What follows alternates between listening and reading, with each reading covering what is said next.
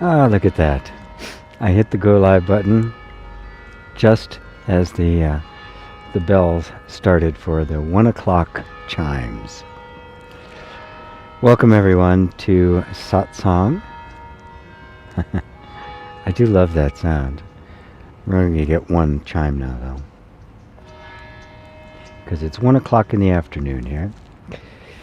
Welcome once again to Satsang, a place for you to explore you,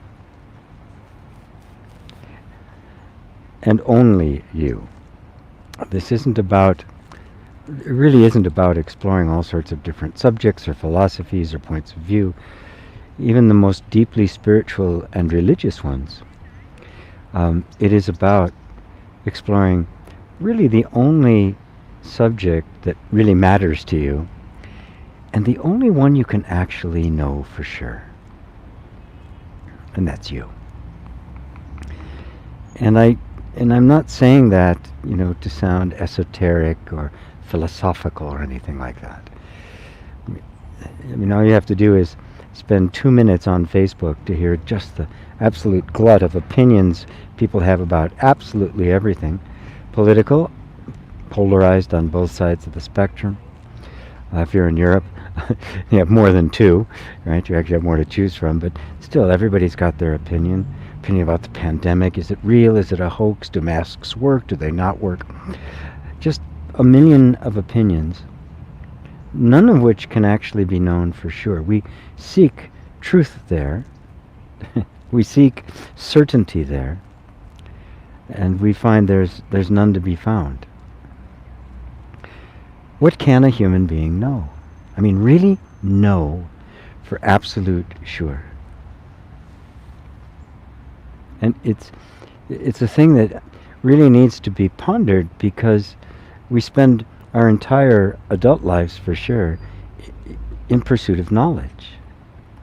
Most people, actually all people involved in self-help, personal development, religion, and that sort of thing, which I'm not saying it's bad, I'm just saying that it is the pursuit of knowledge.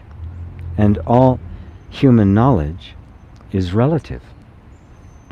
It is one thing described in something else, in terms of something else. And it's transient. It's impermanent, it changes. Today's truth is tomorrow's folly. Yesterday's truth is our folly today. The sun does not move across our sky. We're actually turning. And it was believed in the West. It was never believed. That was never the belief in the East, by the way. It's kind of interesting. They always got the other side of that optical illusion. Okay. But whenever we seek permanence in the impermanent, we're going to suffer. So, where does true knowledge lie? Is there true knowledge?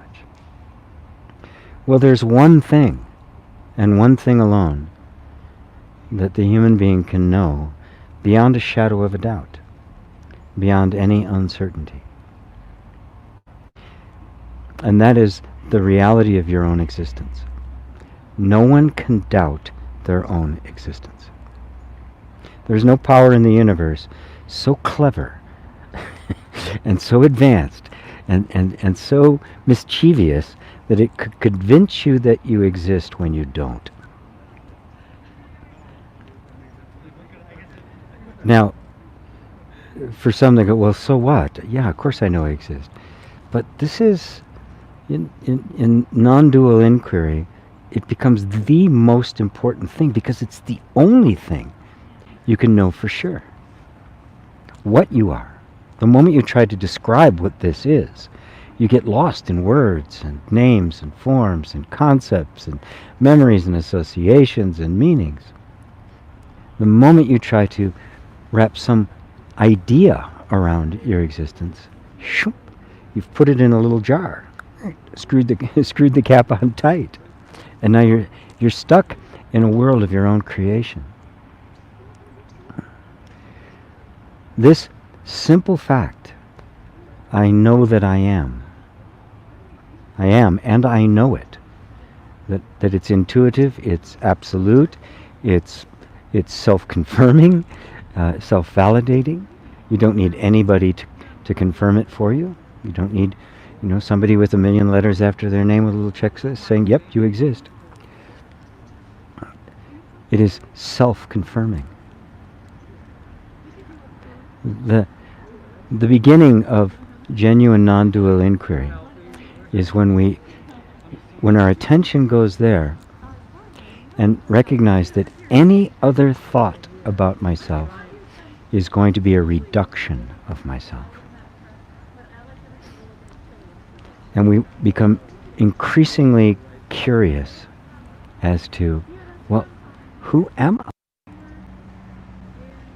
Not who do I think I am, but who am I really?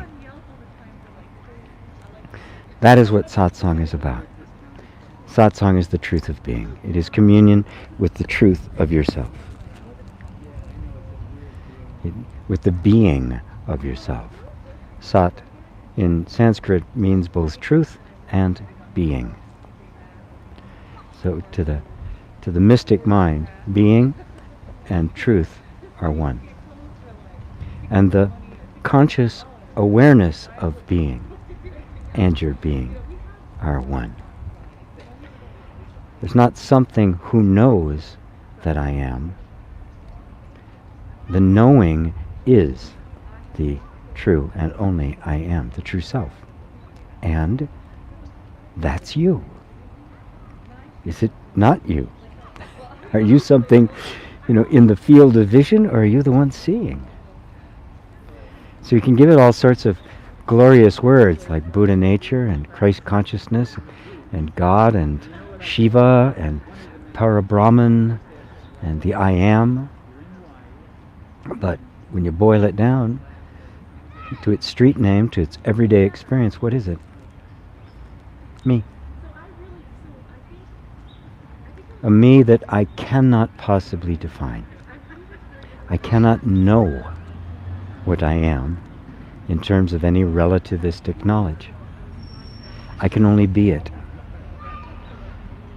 And the nature of it simply unfolds every single moment, constantly revealing itself like an infinite motif in an endless symphony. So, with that little preamble, as people are arriving, welcome everyone to Satsang today. Hopefully the sound is okay, batteries are okay. Okay, let's look and say hello. Hello, Heather. Who's here early? Penny, good morning, Penny. Good morning and evening to you. Daryl in Maryland. Hello, hello. Ali? I get stuff on my screen. Ali Rizvi. Hello, Ali. Welcome. Name is not familiar. You must be new. Wonderful. John Watson in Glasgow, Scotland. Hello. Nazarene. Lovely, lovely to see you. Also in Ireland. Ava in Poland. Greetings and love from Ava. Makija. Hello. Always a great experience. Thank you. Oh, welcome to you. Welcome. So glad you're here. Patricia. Whoops. I accidentally hit the button and things pop up on the screen. I didn't bring my stand with me today, which is normally here, so I have to look over to here to look at all of the hellos and the questions and like. Patricia in Vancouver. Hello, Patricia. Sarah. Hello, G. Happy to be here with my tribe. You're right. All your videos on Vimeo are hidden. You checked it out. Yes, that's where I put the private stuff for the classes and the like. But since you've taken almost everything I've offered, I'm pretty sure there aren't any you haven't seen. Hello, Susan. Sue at McIntosh in South Africa. Right, she's in South Africa. Snizalia, hello to you. Hello, G and friends. Kuhulika. Hello, GP and good people. Hello to you. Phil Heath. Hello, Phil. Good evening, GP. Good evening from Cheshire in the UK. On this journey I've just begun, it's been said to me that the external world I see is simply a reflection of my own internal state of mind. Whilst I can accept that, I find it difficult not to judge the macro world I observe appears corrupt, immoral, even borderline insane. It's not that I believe people are bad, but it does seem to me that somehow I'm projecting qualities on the world that I cannot find in my own psyche. Could you help me reconcile this, please? I would love to. And I find it difficult to judge that the macro world I observe appears corrupt, immoral, difficult not to judge, corrupt, immoral, even borderline insane. I wouldn't call it borderline insane. I would call it insane. And what is insanity? Insanity is delusion. It is thinking something, it is doggedly holding to something that isn't true as if it's true, something that contradicts all evidence. Right? It is delusional. That's really the nature of insanity. And Buddha aptly put the three poisons that poison the mind are ignorance, delusion, and greed. And both delusion and greed arise directly out of the essential ignorance.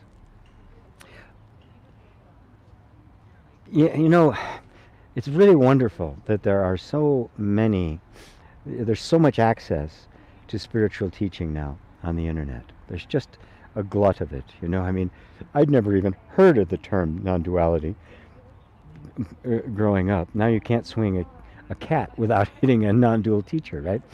Or a relationship coach. So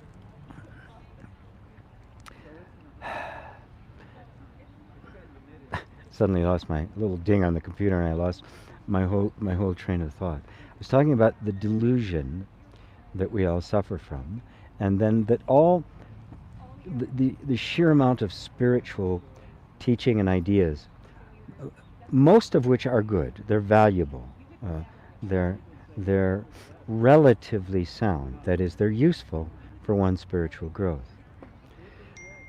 One of the problems with it, of course, is that there's so much of it, and so little actual teaching about it, that it's hard for us to take it into context.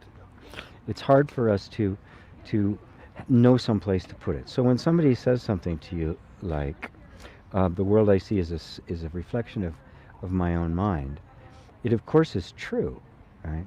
But what do you do with that? Especially, you pointed out that for you, this journey has just begun, right? Where on a journey does one start? Well, I think I pointed it out at the beginning. Maybe you joined a little bit later, but in the beginning, I was talking about the place it has to start is, who am I? Who is it that is actually perceiving? Right. See, an idea like that, while it's true, right, that the world we see is an illusion. It is a projection of our minds. Right? Without the right kind of spiritual foundation, it's something can really get wrapped up in. Right? Let me put it as simply as I can possibly put it, so it doesn't seem so abstract and out there. We experience the world through the lens of our perceptions, right? Our perceptions are formed by our beliefs. So if I have a certain belief about something, it's very natural for the mind to kind of amplify the evidence that confirms my belief and diminish the evidence that contradicts it, even to the point of not even seeing it, right? And so if the mind is filtering out things that contradict your belief, the world you see, your ideas about it, your interpretation of it, your concept of it, will be limited to the container of your beliefs. In other words, you won't see the world as it is. You will see your beliefs about it. Now, penetrating that, you can start with the idea of simply recognizing that things are not what I think they are. That I am really limited by my perceptions. Now, if that's the case, we need to become really curious and interested in what's forming those perceptions. Well, it's what's forming those perceptions are the things that we believe to be true. What we believe to be true literally draws a boundary around our experience. So questioning the truth of our beliefs becomes paramount. Now, as you deepen in that, you recognize that the essential belief, the one belief upon which all other beliefs are founded, is the belief of I. It is who I take myself to be. And to take it all the way to the root of it, very early on, every single human being had an experience which gave them a feeling of being separate. There's a me and there's a universe out there, usually from some kind of traumatic event or some kind of systematic thing. We go from being this loved and cherished little bundle that never gives anybody any problem whatsoever, and then suddenly you start reaching for the shiny object and you get your hand slapped. Suddenly your whole world has changed in that moment, right? And suddenly there is a world. Prior to that, there wasn't one. There was just undifferentiated consciousness. Nothing had any names, right? One form blended into another. I mean, now I look at this shape of a tree like behind me and we say a tree. Child doesn't see that. It doesn't even know that there's a difference. It doesn't know forms. It doesn't know names. Nothing like that. But in that moment, when suddenly there's a sense of separation, the energy system naturally begins to identify itself. Right? And it identifies itself first with the body. I am the body. So the pure I am, I just am, right? Self-verified, self-luminous, self-existent, I just am. The child doesn't have I think I am that, this, or I am that. It's just I am. Suddenly it's I am the body. And that identification with the body means the characteristics, the fate and destiny of the body become my fate and destiny. Right? I see things dying around me, a bug, a cat, somebody I know. I'm going to die. This body's going to die. I'm going to die. Now, I'm a boy or I'm a girl. And whatever your culture has imposed upon those definitions. And all of a sudden, my world starts to do this. That is the origin of all beliefs. I am the body, then becomes, well, I'm the body, well then I'm this race, I'm this character, I'm this age, I have these abilities. Whatever's true about the body becomes true about me, and I've lost touch with the undifferentiated consciousness, which is your actual nature. So this is a very long-winded answer. I apologize, but I really want to help you not get lost in the sea of spiritual ideas that are just there's a glut of right now, right? And to make sure that you have an authoritative and a trustworthy teacher that you can refer to. It doesn't have to be me. There's others that are out there, but especially if you're in the beginning of this journey, you need somebody to help you sort through it all. Because if somebody tries to learn and really come to understand non-duality just by watching videos and the like, what's going to happen is it's going to be reduced to concepts, and those concepts are going to be interpreted from within the same bubble, right? Because that bubble of the mind that gets created isn't quick to let go of itself. It takes a little time to do so. So, yes, it is true that what you perceive is a reflection of you, and I've been trying to show you how that is practically true, not just a spiritual idea, and take it down to its root. Because the essential thing that holds all of our beliefs in place is the belief we hold about ourselves, which is why In non-dual inquiry, that question, who am I really?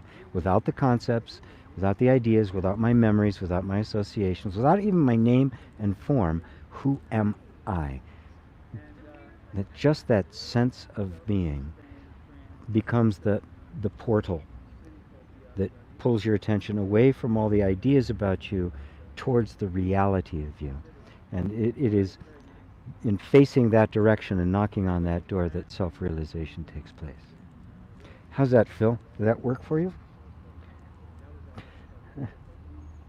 I scroll down really quick to make sure that everybody's still hearing me and seeing me okay. Very good. Thank you for that, Phil. And I'm so glad you asked this question while you are beginning your journey, because it's very easy to get totally absorbed in. There's a glut. Let's face it. There's just a glut of information on every possible subject you could possibly imagine, full of opinions and the like. As I like to say, there's just an absolute torrent of information, but there's very little teaching. So in the beginning, you need some kind of teaching, and this desire to know the truth will lead you to the right teacher. It may be a book. It may not be absolutely be somebody, but it probably will be. Johanna, so good to see you. So good to see you. Jay, hello Jay. Hello Jay and everyone. Can you explain what Krishna exactly meant when he agreed with Arjuna that controlling the mind is like trying to tame the wind? But then he said with practice, it's possible. Yes.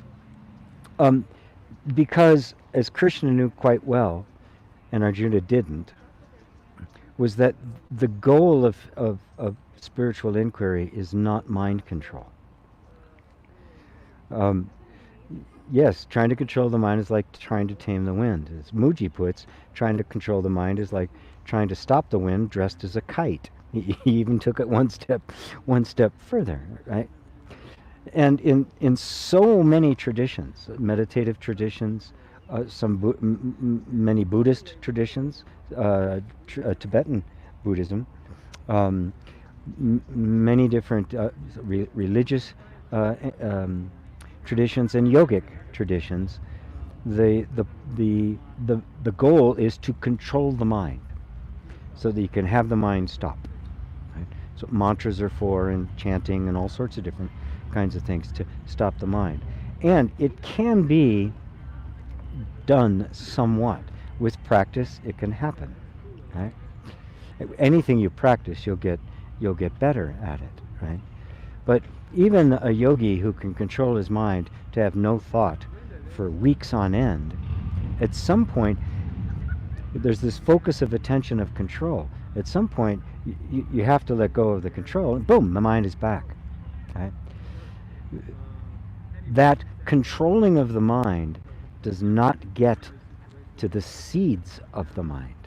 It does not get to the vasanas that are giving rise to the mind. And so genuine non-duality is completely different. You don't bother trying to stop the mind. There's no point, any more than I would try to stop the wind or the sunlight. It's recognized, it's just a phenomenon of life. It's like the heartbeat or hair growing. Thoughts happen, right? So I don't want to stop them any more than I want to stop my hair from growing. I wanted to stop it from turning white, but that didn't work. What's the alternative, right? Well, if you're trying to stop the mind, first off, you've turned the mind into something powerful that I have to stop. You've turned it in to something in the mind that is opposed to you, like it's something that has to be done.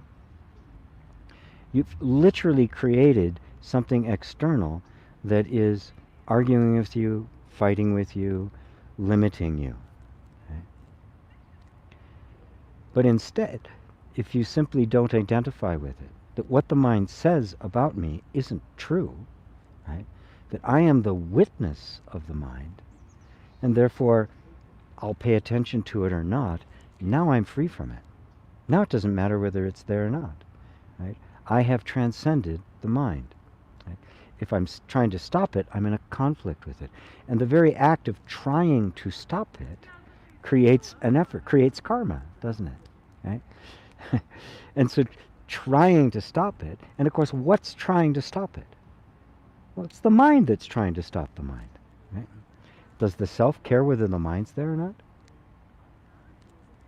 Has no concern whatsoever. Does the I try to stop some of the light getting in? Oh, you can get in, but you can't. Or does it just let in what's ever there? It has no argument with it. It has no preference about it. Right?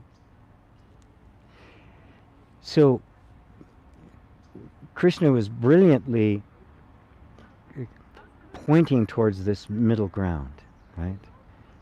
You don't need to stop the mind, and in fact you can't do it. It's not actually possible. Right? With practice, like anything else, with practice you can bring things under control. Right? I practice anything, I get better at it. But if you think that's the objective, you will create a perpetual conflict between you and the mind. That conflict feeds the mind, and you end up suffering under the regime of the mind instead of being free from it. The discriminating wisdom that discerns the truth or falsity of any particular thought doesn't have to fight with a thought. Right? If there's a thought that comes up that refers to me, invites me to identify with it, and think of myself in terms of a limited, frail, mortal, confined to the body who's going to die, my discerning inner wisdom says, that's not true. Boom, I let that thought go. And a thought that does conform to what I see as being true, which is the discriminating witness standing outside of thought, and I could say, well, that thought's useful. But it's still just a thought. It's not the truth, right? The truth is absolutely silent. Every thought arises from it, right? And then falls back into it. But no thought is true in and of itself. So, yes, it is possible with practice. Anything is. There are yogis who can levitate. There can yogis who do miracles and healing and all sorts of things like that. There's one yogi who buried himself in the ground for like 3 days. He was actually in a glass container in the sun for 4 days or something like that in meditation. Miraculous things can be done because there really aren't any limitations. Those are all in the mind. But so what? So what? So you learn how to breathe fire. Congratulations, I can light a match, right? What really matters, right? That's a direction that many go down, but it actually enhances the ego. It doesn't dissolve it. So we see through the mind. Right? I'm not the mind. If I'm not the mind, then all the activity of the mind, it's like, so what? It's there or it's not there. I don't really care. It doesn't matter. If it's useful, I'll use it. If not, I don't. I sit aloof from it. Right? And so not identifying with the mind is different than stopping it. Paradoxically, the less you identify with it, the less energy it receives, because it's not self-sustained, right? Your energy is what sustains the mind, whether it be, and trying to stop it actually enhances it, because now you've turned it into an entity and you're feeding. Oh, I got to stop you. I got to stop you. Right? But you transcend it instead. It doesn't matter. Right? It's like a radio playing in another room. Right? Who cares? And as I said, paradoxically, the less identified with it, the less there is of it, because it's fed by your energy. So without your energy, it's not self-sustaining, and what happens? It kind of gets quiet. Simple as that. Thanks, Jay. Dorte in Denmark. Hello, hello, hello. Christine. Om Namah Shivaya. Om Namah Shivaya. I love that phrase. Hello, Christine. Anja in Germany. Liza in East Coast. October Paul. Love you all intensely from Portland, Maine. Love you too, Paul. October. Stephen, actually, is your name. Robert in Croatia. Hello, Robert. Anne is here. Yay. Roberto in Madrid. Hello, Roberto. So good to see you. Sasha. Hi, GP. Hope you are well. I've listened to many spiritual teachers. I feel they say pretty much the same message in different forms. Is it okay to aspect all of them? How do you know a true teacher? Sasha from the new UK. Well,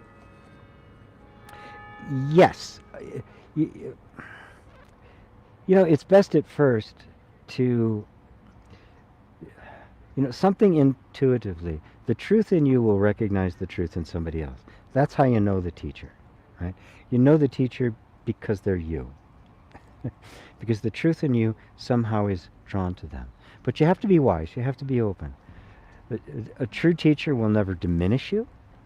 Will never get pissed off at you, right?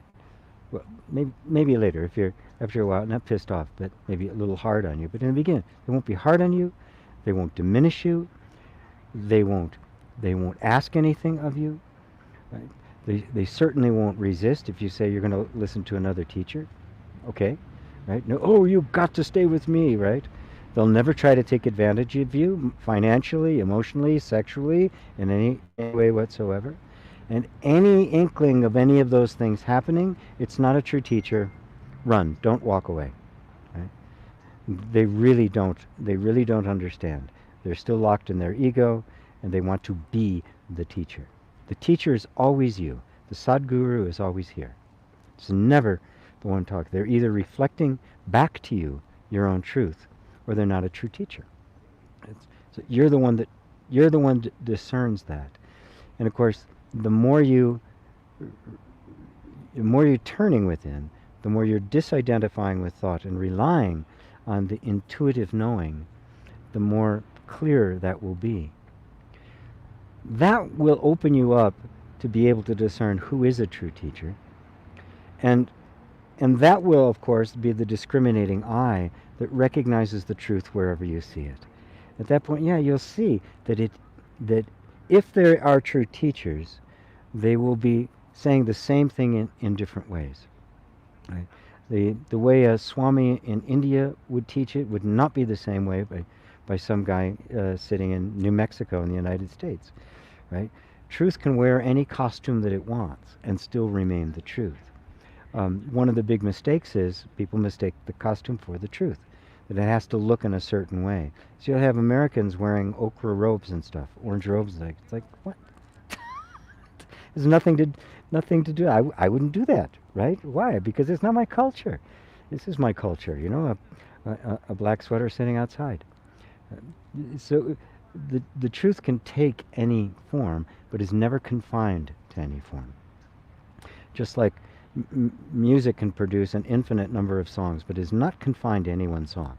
It never runs out of costumes that it can put on or instruments that it can play. So they're looking for a true teacher. Something in your own heart gets drawn to it. Right? But then the wisdom is there to make sure that their ongoing behavior, that they disport themselves in a way that is consistent with the feeling, right? And over time, you'll gain confidence in them, and that you can trust them. And there are several that you can listen to, and if there are several of them that you get drawn to, well, then listen to them.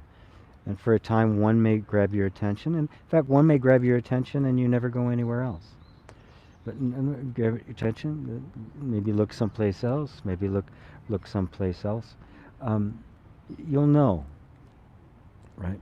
Because something inside you will recognize it, and their behavior will be consistent with it. Right? And that's really important, especially these days with the glut of information and just an array of people who aren't real teachers. It's not that they're trying to take advantage of you or anything like that. They really just don't know any better. If you absorb enough YouTube videos, and you're reasonably intelligent, you can begin to spit it back out as if you know what you're talking about. But it takes a little time and seasoning for that to be happen. So I hope that helps, Sasha. Beautiful. Cici Sila, hello from France. Hello to you, Lisa. Ah, wonderful, Lisa. So good to see you. I'm so glad you're here. So glad you're here, everyone. I guess I can announce it now because we finalized almost everything. I am going to be starting a live radio show on October 6th. And Lisa, who is here, is going to be my on-air producer and host the show for me. I mean, I think there are still a lot of people who know me from a long time ago when I did the Conversations with G radio show. And I had Bethany was hosting it for me, and then I stopped doing it because I just could never find anybody that had the right rhythm to make a show. But I have, so I'll be introducing you all to Lisa, and you'll get to hear and know her. And she has just been such an enormous help to me to get Satsang out onto the radio. It's going to be on the Om Times radio network, which is very, very big. They have like 500,000 listeners, and they will be putting all of the episodes out on as podcasts. So it'll be on Podbean and iTunes and eventually iHeartRadio and all of it. So maybe more people are going to be hearing about this rather unusual message that you are way more than you think you are. So everybody can give Lisa a big hand. Yay, Lisa. Rit Fay, hello. Sarah D. from Ohio. Hello, Sarah D. from Ohio. Where in Ohio? I spent a bit of time in Columbus back in my days as a computer guy. I went back and forth between New York and Columbus doing a computer contract for Victoria's Secret. Right. Interesting job for a young man. Wow. Robert Hill. Hi, G. I live my life and enjoy my children with the knowing that it can all be over any moment. It makes every day special. Kali in the back of my mind. I think that's how Watts described it. Oh, I so agree with you, Robert. Oh my God. Oh my God, I so agree with you. It's the whole idea of impermanence. Oh, impermanence, we want to hold on to things. But it is the reality of death that makes this moment precious. It'll never happen again. The fact that we are all together right now, wherever you happen to be, at wherever time it happens to be, we're all hanging out here together. We've decided that we're going to take this couple of hours, okay, and make this the most important thing I could be doing at this time. Knowing full well that this may be the last time, right? Who knows what's going to happen? I'm not young, right? Anything can happen, right? Accidents can happen, things can come and go. And so these moments become incredibly precious. They become unique in all the universe. And it is the fact that everything is impermanent that gives it that quality. Everything is impermanent except you, of course. And so not holding on to anything and letting everything flow on its natural course is the most sacred and honoring thing you can do. So it is so beautiful for me to hear you say that, because so many people get into spirituality because they want to try to hold on to things. They want to cheat death. Death is one of God's best ideas. If everything just goes on as it is, it loses its meaning. It's transient gives its preciousness. That makes everything precious. Everything. Because it's unique in the universe. Never happened before, it's never going to happen again. This moment, boom, is it. This is it. I think that was the book by Yeah, I think that was a book of Alan Watts. This is it. And Kali in the back of my mind. Yeah, or Shiva in the back of your mind, right? The god of dissolution, of destruction. Wonderful. Thank you, Robert. Ursula. Hello all from Madeira Island, Portugal. Hello, Ursula.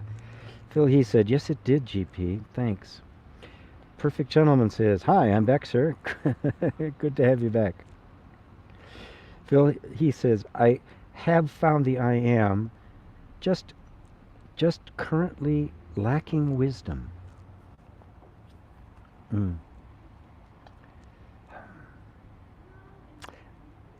Wisdom comes with the I am. It may seem that way at first. You find that sense of being, right?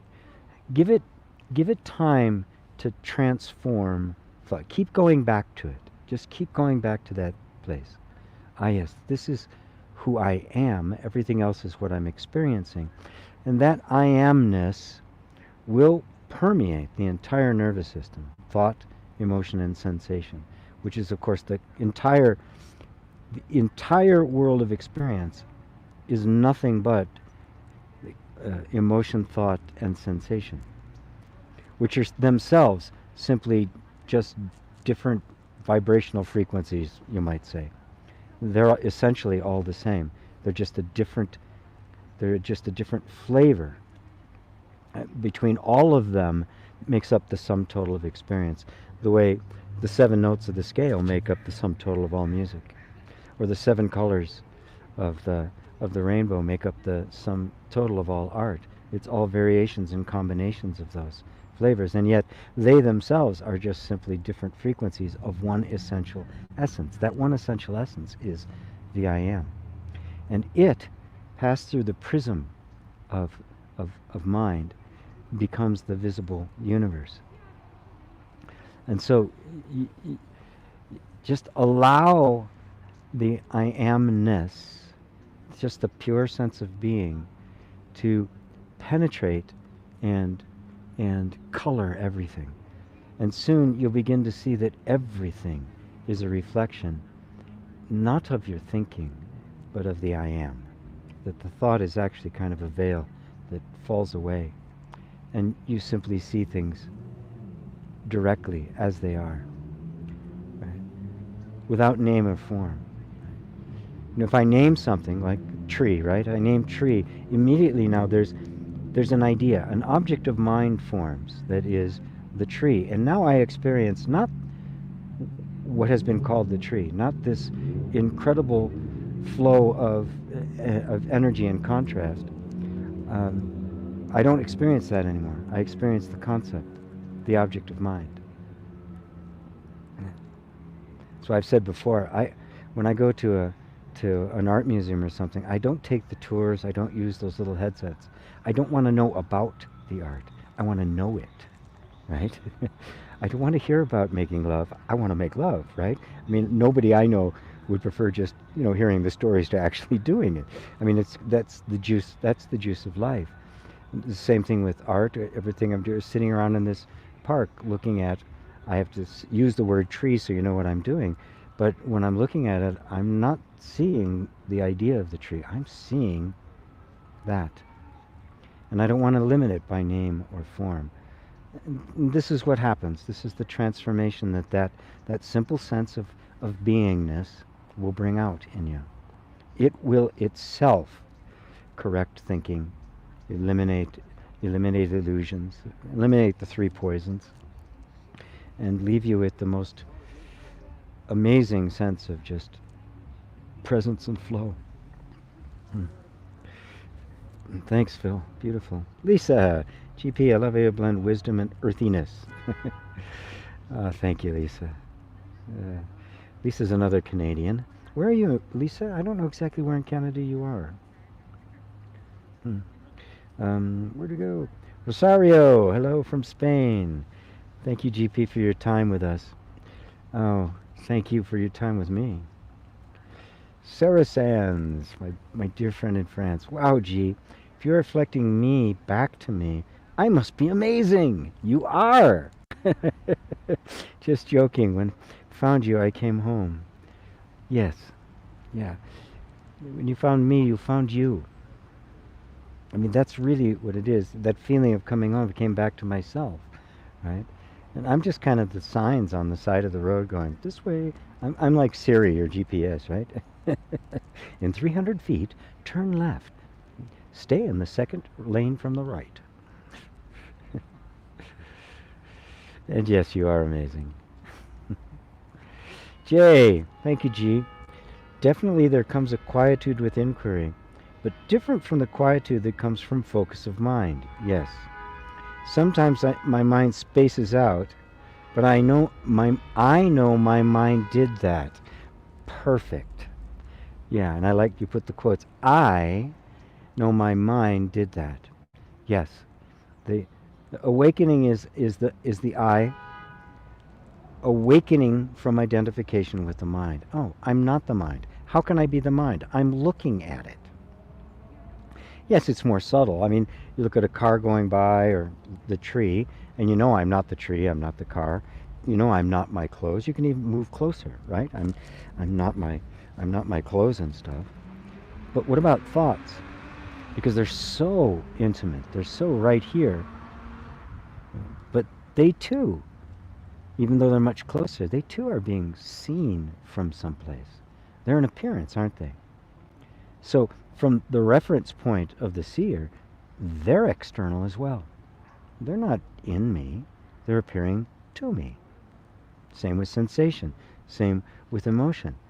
And so, yes, you can tell the difference when the quietude you're experiencing is the innate quietude of the I am, or when it's just the mind is temporarily tired or controlled for a moment. You can feel the difference. Genuine quietude is there all the time, even if the mind is yapping away like a little yap dog. The quietude is still there. That quietude is your being. That is the nature of the I am. That's the inherent nature of being. It is quiet, peaceful, silent, content, limitless. It's just pure presence. Lovely. Congrats, GP. G, can't wait. Sarah says, Sarah. Oh, obviously the radio show. I'm getting applause from Penny. Sarah, no, I changed my mind. We want to keep you to ourselves. Lovely. Lovely. Oh, another applause from Jay. Rudfi, I'm an hour west from Columbus. I'm so familiar with it. Ah, very good.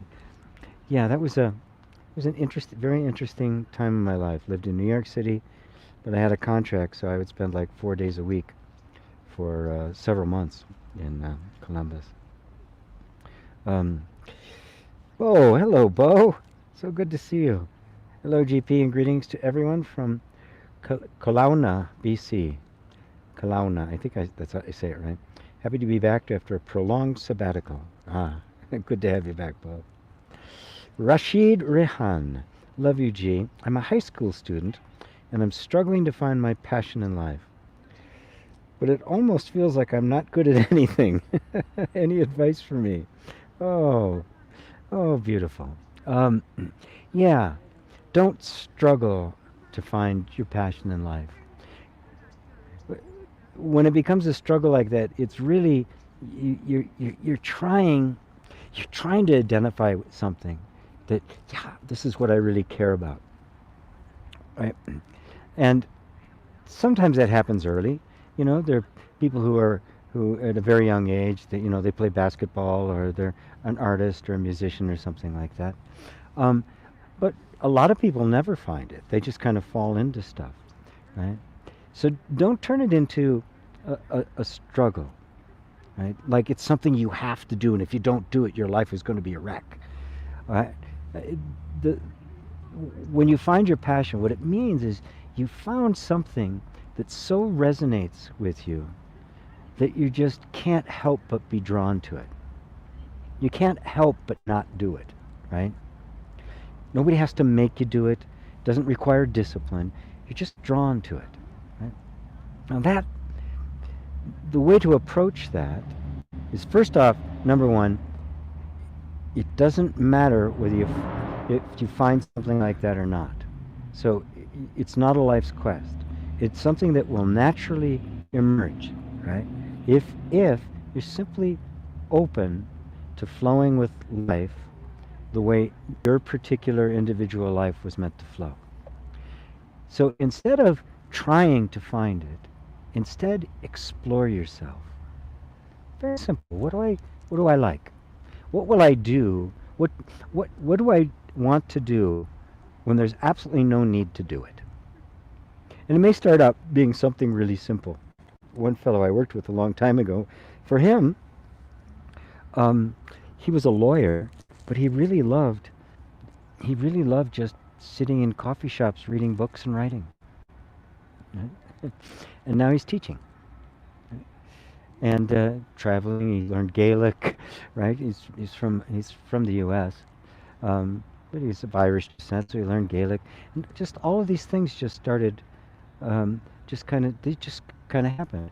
We just gave him permission to like to sit in the coffee shop, sip on a cappuccino, and read some books, do some writing. He's a good writer too, right?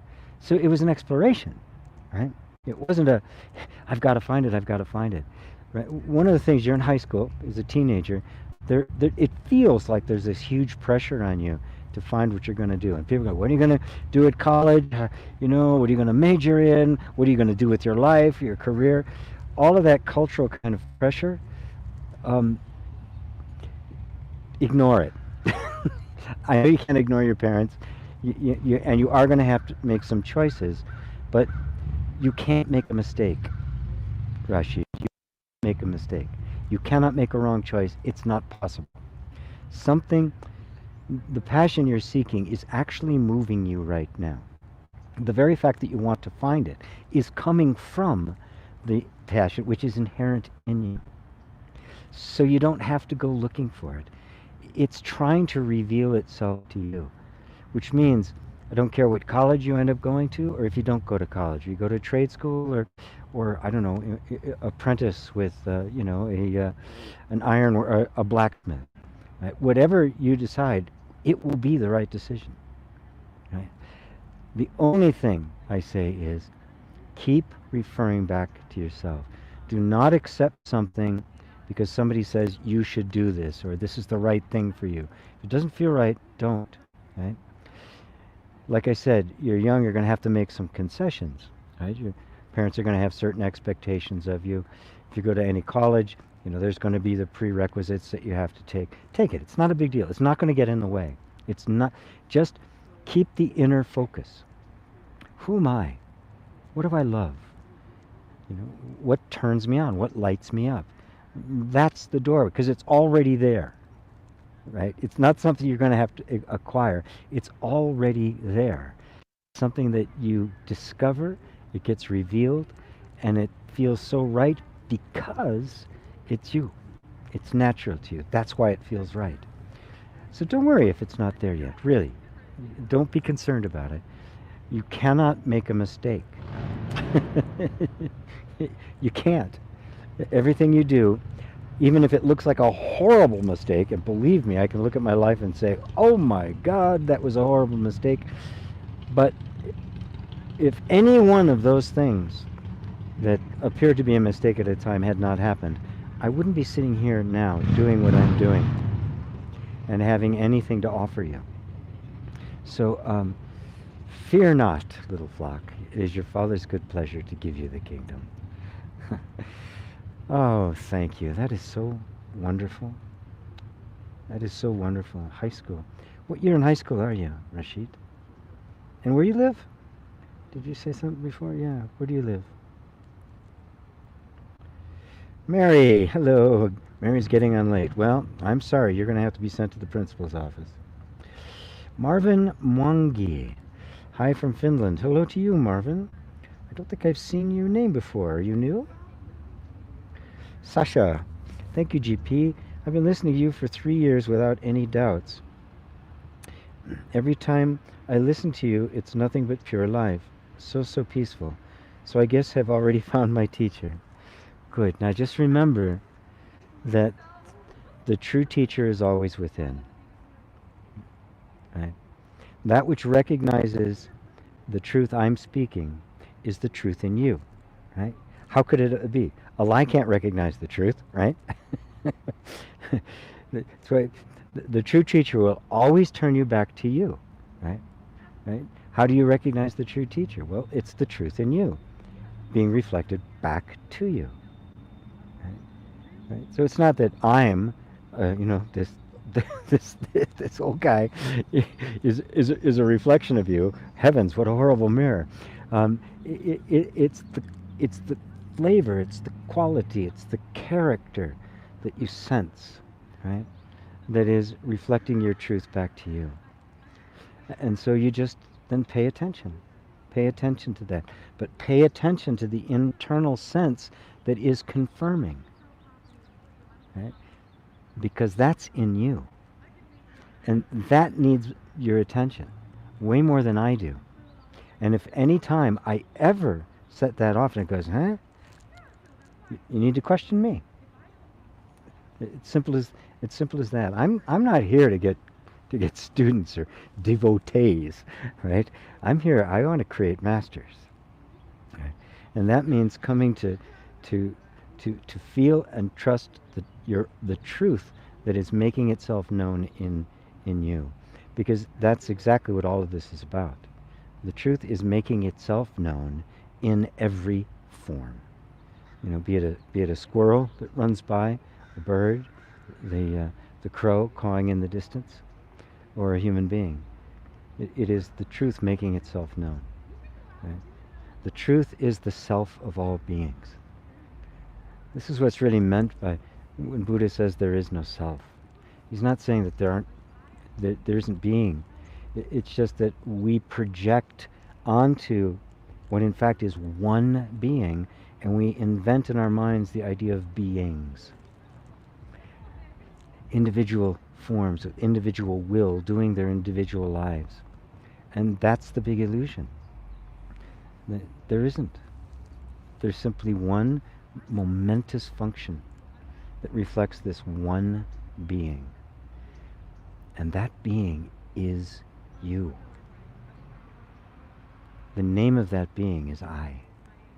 And it is the same being that is hearing my words right now. Beautiful, beautiful.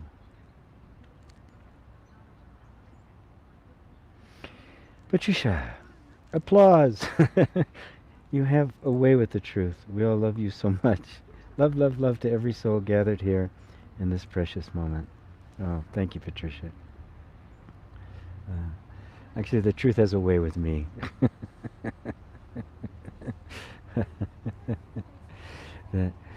It's a subtlety, but wisdom is not something someone has. Okay? It is, wisdom has the form, not the other way around. Wisdom is not a personal possession. Okay? The sage is not someone with wisdom. The sage is wisdom appearing as a human being, as a person. The Buddha appears as a form, as the ordinary human being. But the spirit that is animating it, that makes the hands move and the eyes blink and the heart beat, that spirit is the Buddha, the one, the absolute being.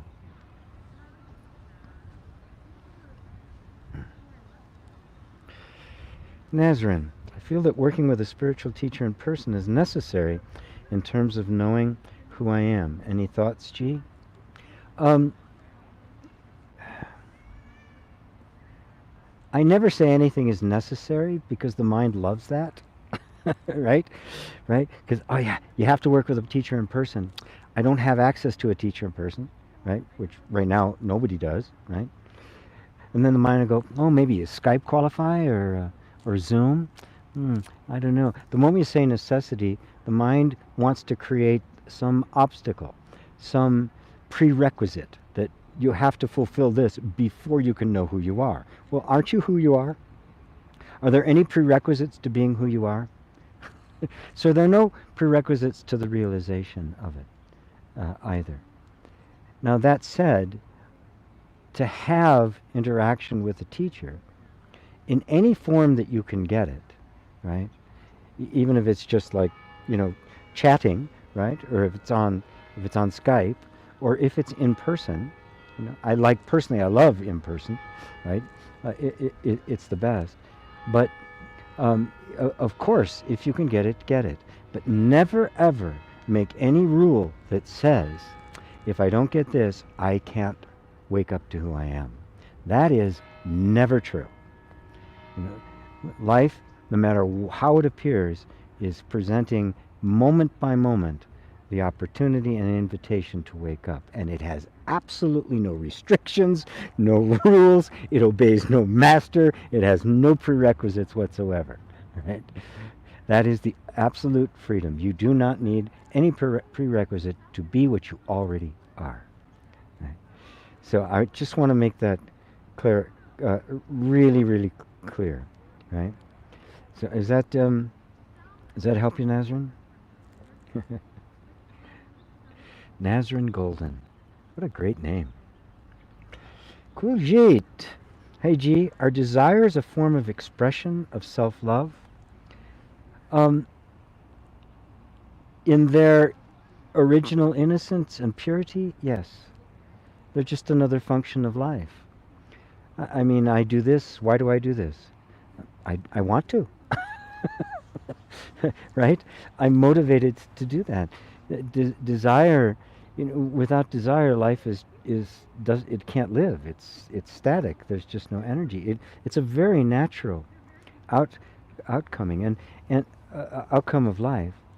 And those desires that arise naturally in us aren't natural to us, right? They have to be kept in their innocence, right? Without attachment. Think of yourself as the garden, and a desire is the seed, and it's going to grow in that garden. It's going to become something, right? But it's not it doesn't belong to the garden. The garden is just nurturing it. It isn't a possession of the garden, and the garden's happiness and positive life experience does not depend on whether that seed germinates and grows to fruition or not. It simply remains what it is. When a desire arises and it's grabbed by the ego grabs the desire. It doesn't create desires. It grabs it and tries to turn it into something to try to fill up the hole that the ego perpetually has. The ego is a hungry ghost. It is an insatiable appetite. The word ego, it's a name for the function of resistance and lack. The nature of the ego is to suffer. Right? So all suffering is egoic. Right? So when a desire arises, the ego grabs it. This is it. If I fulfill this, then I will be whole. Then I will be happy. Then I will be full. And this is the pattern of the mind that then turns desire commandeers desire for its own purposes. And then that gets misunderstood when spirituality says transcend desire. We think, oh, I shouldn't have any desire. Like transcend thought. I shouldn't have any thoughts. Not true. Again, it's the same thing. If there's a personal identification and a personal ownership of it, the desire will appear as if I absolutely must have it, and therefore it becomes this possessive thing. But if it's just like thought, it's just like, yes, this is a function of life, it's happening. It does not affect me one way or the other. If it fulfills itself, wonderful. If it not, I remain the same. I remain as I am. And so a desire can arise, right? And can only rise because you, consciousness, are there first, right? And so it arises, and it may fulfill itself, it may not. You have no idea. Every desire has its own destiny, right? And so the desires that arise very naturally and are met with the acceptance and love of this garden and left to just, yep, they're there. I acknowledge it's there. It's beautiful, right? And just let it develop into whatever it is. You'll find that the desires are an expression of the uniqueness of the human life, because everybody's desires are different, right? And so they are part of self-expression because they're another part of life. And life always expresses itself in the individual forms. But again, the whole point is to is to keep it pure. And by pure, I mean let it be whatever it is, without attempting to turn it to any other purpose than it to fulfill itself or not. Right? No possessiveness, no ownership, no interpretation of it from a point of view of lack, or if it's got to give me something. You can't give yourself anything. You already are everything. Right? So desire arising from the sense of completeness will simply be the power of the expression of that in the world. If it arises from incompleteness, it becomes something I'm trying to get from the world. Can you see the difference? Right? If there's nothing for me to get for the world, everything that arises in me is a gift to it. Right? Whereas if there's something I need to get from the world, everything that arises is me is me grabbing, right? My attachment, my appetite, right? But there's really nothing the world can offer you. You're already it, which means everything is an expression of love. Your nature is love. Right? How's that, Kuljit? Wordy answer for a very short question. Currently undergoing a name change. I see that, and I see like construction signs, construction, Anderson construction. I've seen big ones, Walsh construction, too. So undergoing the name change, pardon our dust. Oh my God, has bits of life in it. Yes, it does. Yes, it does. Everything has bits of life in it. Oh my God. Yeah. But yeah, sometimes that's the best thing. You just, wow. Oh my God. I mean, sometimes you're just left speechless. Patricia, you always confirm what I've intuited as truth over many years of inquiry. Can breathe more deeply from this. To me, it feels like a form of compassion that you speak my language. Yes, well, we both speak the language of spirit, right? Which is beyond words, right? Buddha talked about that extensively. There's actually a chapter in the Lankavatara Sutra about words and meaning, and that what we actually understand is meaning, not the word. Because obviously, the same thing can have all sorts of different words in different languages, right? But they're all referring to the same thing. There's this language of spirit, right? The new tongue of spirit, which is simply the direct perception that is understanding. And it is infinitely compassionate. It is infinitely benevolent.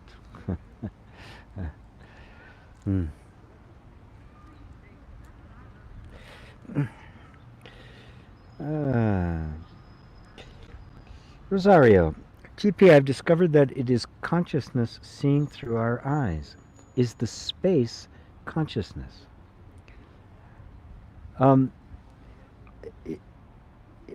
Consciousness is often referred to as space-like, right? But just notice something, Rosario. Who is witnessing space? Yes, it's space-like. And you can imagine just this empty space being conscious, right? But look really closely. As subtle as space is it too not being perceived? It's not doing the perceiving, it is being perceived.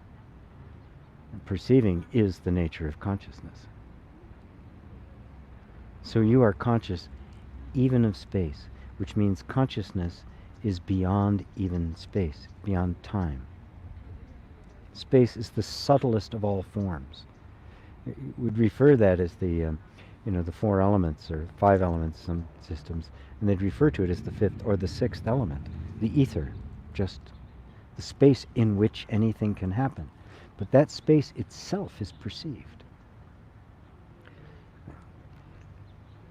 To use it as a metaphor of consciousness being space-like helps remove any notion of there being any kind of form to it. But because there's no form to it, it's beyond space. Because form and space are one. No form, no space. No space, no form. Okay? So it doesn't have a space. It doesn't have a dimension. It does not exist somewhere. There is no somewhere. It just is. It is pure existence that cannot be defined. You are pure existence that cannot be defined in any terms whatsoever. So space-like becomes simply a pointer to that which perceives even space. The perceiver cannot be perceived at all. You simply know that you are. You cannot perceive that you are. Right? Consciousness is what is peering through your eyes, and it has no form. That sense of is the space consciousness is your inquiry trying to settle into something that it can identify as consciousness. Right? It will eventually run out of steam because it can't do it, and all you're left with is, oh, I am consciousness. I am. The I am is consciousness.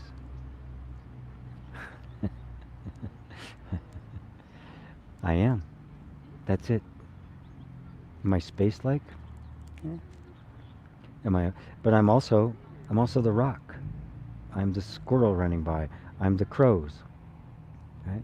I'm the people sitting in the park. I'm that too.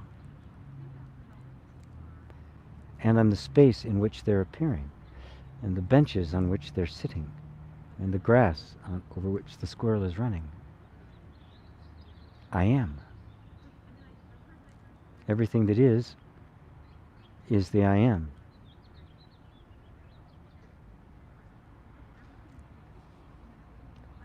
Did that, hope that didn't go by anybody.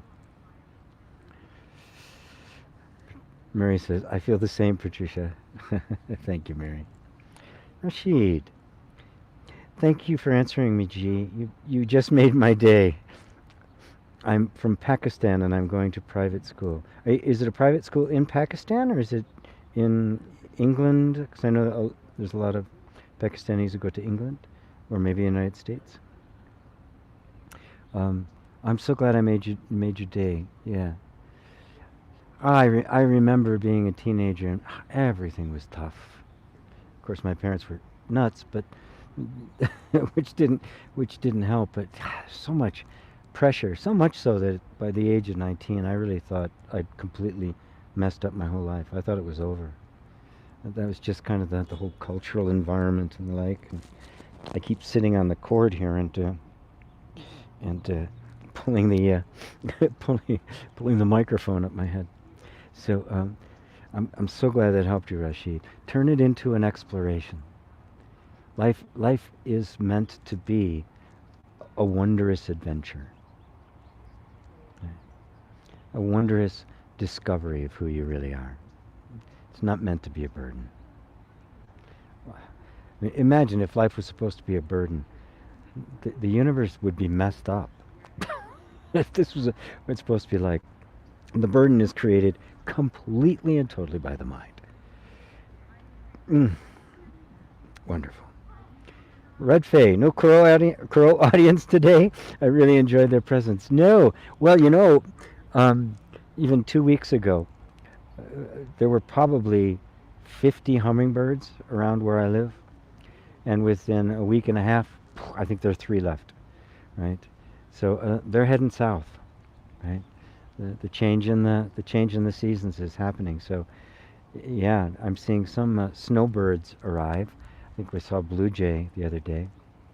Some others that are just passing through, but they're just, yeah, So I'm not sure I'm going to get any more crow audiences. Pity, I liked it too. They are loud, aren't they? Kuljit says, thank you, amazing. You're welcome. Faith Faith says, hello from Algeria. With love. Ah, with love to you. Faith Faith. Faith twice. Faith squared. Mm. Georgia B. Hi G and company. London calling. Yay. Damn, I tuned in an hour late. Too late. Oh, you won't miss anything. Nobody ever misses anything. Everything shows up exactly the way it's supposed to. That really has been my experience. Even when I didn't believe it and I fought it. No, it's got to come my way. I found that it was always better. It was always better when So, you're here at exactly the right time. Faith, Faith, how can we know the nature of the presence? God, the source, is love, and it, he, she, they, loves us. You can't, as long as you see it as someone out there that I have to have a relationship with. And, I don't know if in Algeria, be raised as a Christian or a Muslim or something else, actually.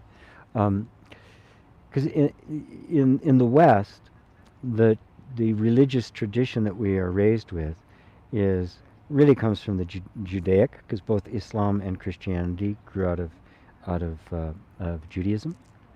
And in Judaism, God is an actual being, right, separate from you, and the nature of religion is the relationship with that being. And if it is a relationship like that, then that relationship is going to be defined by rules. How do you know they love, right? It becomes more like our model of human parents, where, yes, I love you, this hurts me more than it's going to hurt you, kind of thing. And they inflict pain and punishment, and it's always supposed to be in your best interest because they're the parent. Well, of course, we know that it's not that case with the human parents.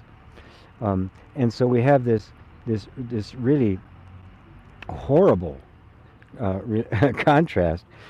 God says He loves you, right? But only when you're obedient, when you do what He wants or she wants. So that's a whole concept of God that happens, right? When Christ came, He completely eradicated that idea. They later tried to put it all back together again, and then now God loves you, so He gave His Son and all that kind of stuff. But that's not at all what it means. I mean, the God He presented was the God of love. He even said to the Jewish leaders that you worship your God, the devil, because God is love, not wrathful. God is pure love. So thinking of God as someone who loves, you're never going to know, just like, with your own parents, do they love me really or not, right? Right? Is this really in my best interest or not? There's a relationship there which will make it dubious. Right? But a whole different way of looking at it is what Christ pointed to when He said, the kingdom of heaven is within you. The kingdom of God. And He would use kingdom of God, kingdom of heaven interchangeably. So we're talking about a God that is immanent in you. So now it isn't someone whose love you have to be aware of or sure of. Love is your very nature. You are love. And on a very practical level, you can see how that's true. Because look at all the different things that you love. Right? That love comes from you, doesn't it? A love for a person, a love for your family, a love of nature, a love of animals, a love of your work, a love of music, right? All sorts of different forms of love, right? And they're all coming from you. And you experience all of them. Right? As long as God remains something out here, it'll be questionable. But when God comes in here, well, now there's no doubt. I am that love. That love that I feel towards everything is He, she, it, them. That is God. The love I feel for others is God.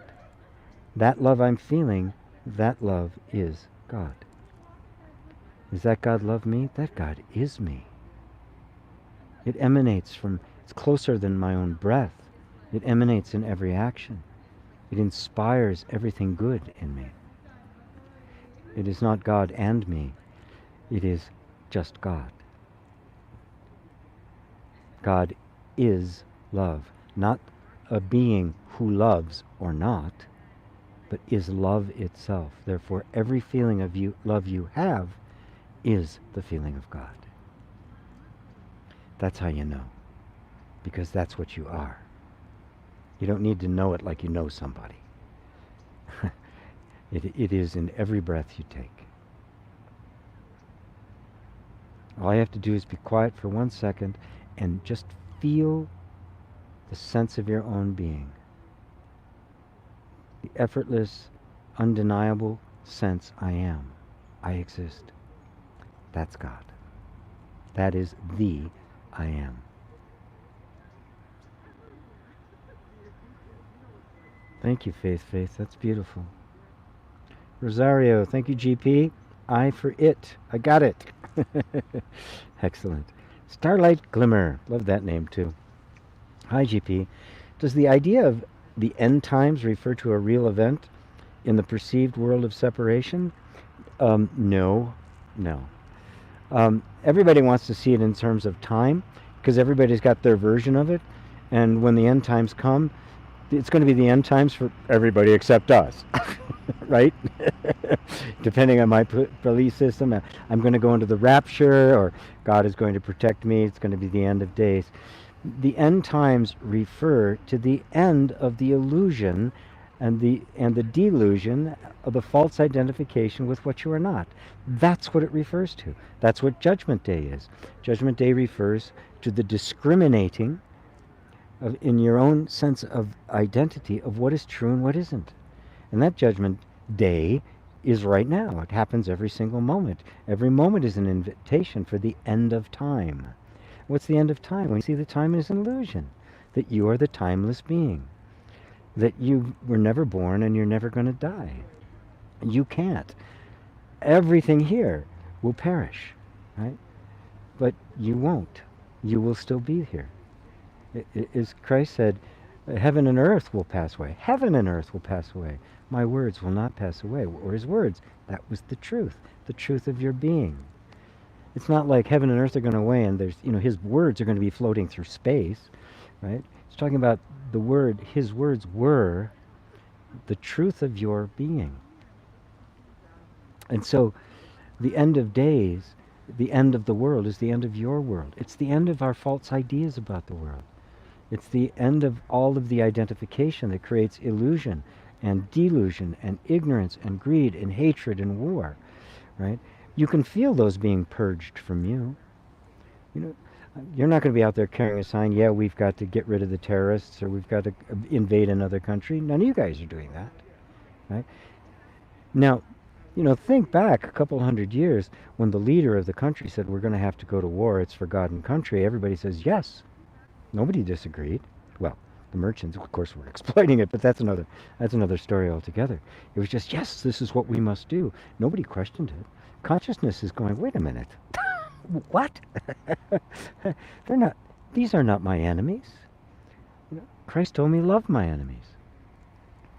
Do good to them that hurt you. Bless them that curse you. Right? Wait a minute. That's a completely different level of consciousness. That's the end of the world as we knew it. Right? And it's happening in you. It doesn't happen out there. Will there be events going on in the world that are portentous of it? Obviously, look around. The world has gone mad. Right? There's just nothing but manipulation and brainwashing and cruelty and barbarity and greed. Greed of on an unprecedented scale. Which Jesus warned of, and which Buddha pointed to, the three poisons of humanity: ignorance, delusion, and greed. So it is an internal experience, and all internal experience reflects itself in world events. when you see it in the world events, you realize that the expansion and consciousness shedding its false identifications is not just an individual, it is universal. It manifests itself as an individual shedding their limitations. But the reality of it is consciousness, which permeates absolutely everything, itself is shedding its skin. That's why the snake appears in so many different traditions. In the Kundalini model of the chakras, everybody sees the lights, but if you look at the real ones, there's the line, there's the lights, but then there's two snakes coiled around it, and that snake refers to the shedding of the skin. It is the shedding of the instinctual consciousness as it reaches for its reality, its actual nature as transcendent spirituality, that which is beyond all categorizations and forms. So it's happening in you. The universal theme of awakening is happening in every single individual. It is exposing the utter ugliness and horror of the egoic identity. That's happening universally. Right? In some, it's a little further along than in others. Right? And it's obviously very far along in you, or you would not be here talking about this.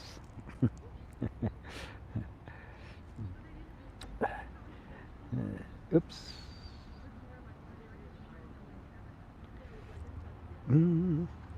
Starlight. Yeah, that was from Starlight. Very good. Faith.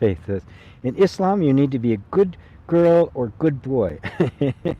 And God's sitting outside watching you. Yes, Islam, Judaism, and Christianity. Yeah, because they all have the same root, right? Yeah, got to be a good girl according to that rule, right? And if you're a good girl or a good boy, well, then God's blessings will flow. But if not, whoa, watch out.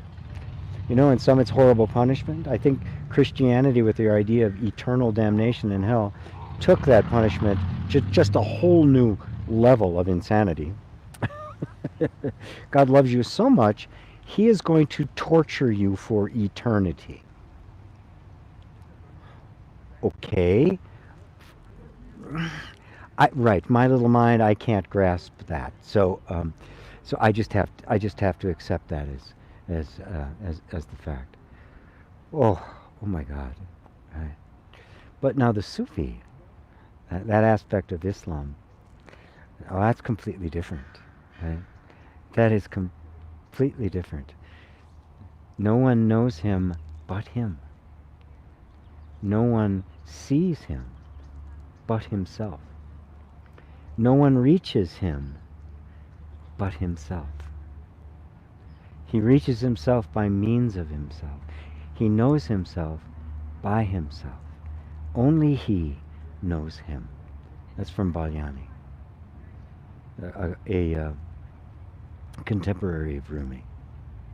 That's a completely different view. You seeking God is actually God seeking God. And of course, they use the male pronoun that's just common in those traditions. You could easily say her. Completely different view of it. That's the mystic view. The view that I am that. The true I am. The ego isn't that, of course. That's the false self that is dropped. And when that false self is dropped, what remains? The true self. The only self. The I am. And you find that it has been he seeking himself. Wonderful. Jay.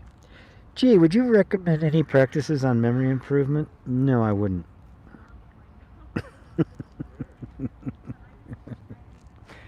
Yeah, it's good, it's useful, right? I used to have a pretty much a perfect memory. I just remember absolutely everything verbatim, especially if I heard it, right? I don't anymore. I suppose I could learn some techniques to help improve it, but but why? What's the point? Will it help you know who you are? You don't have to remember who you are, right? You just are who you are. If you don't have to remember, why improve your memory? Because that's the only thing that matters, right? You know who you are. You don't have to remember who you are. You don't forget who you are. You're always who you are. So no, there's no need. There's no need for any self improvement, right? To do self improvement is like giving medicine to a ghost, right? Why would you improve? Why would you? It's trying to like get to improve Bugs Bunny's attitude, right? There's nobody there. It's made up. Mm. Faith. That's why I left religion, because I was longing for something else. Yes, we all have that innate longing.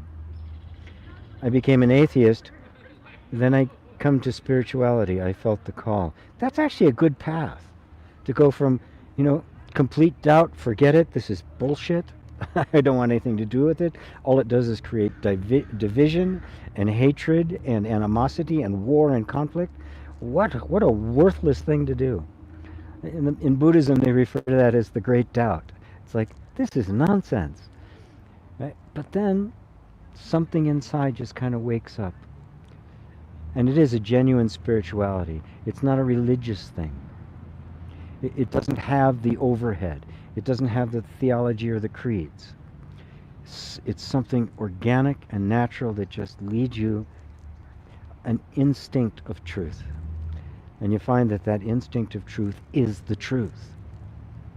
It's your innate truth. It is the truth of you, speaking, piercing through the darkness of the mind and illuminating that mind, taking it over, taking control of it, taking control of every single thought, to bring every thought into conformity with Christ, as St.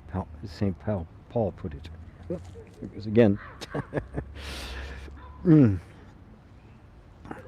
Johanna said, "Thank you so much. I've been plagued by an obsessive desire lately. It is a part of life, and I will just let it stay innocent, just itself. I don't actually need it." Yes. Isn't that an incredible feeling? To realize that you don't have to fight it, you don't have to get it, and you don't have to get rid of it, right? Any more than you have to get breathing or get rid of breathing. It's just part of life. And you will always be the same, whether it's there or not, whether it fulfills itself or not. You need nothing. So desire is simply the phenomena of life occurring, and life could not occur without it. Like contrast, the oneness of being, the one self, doesn't mean there's nothing else, right? In the sense that there's no experience whatsoever. The only way one can experience itself at all, because it's all there is as many. So it creates contrast. It creates color. It creates form. All of these things.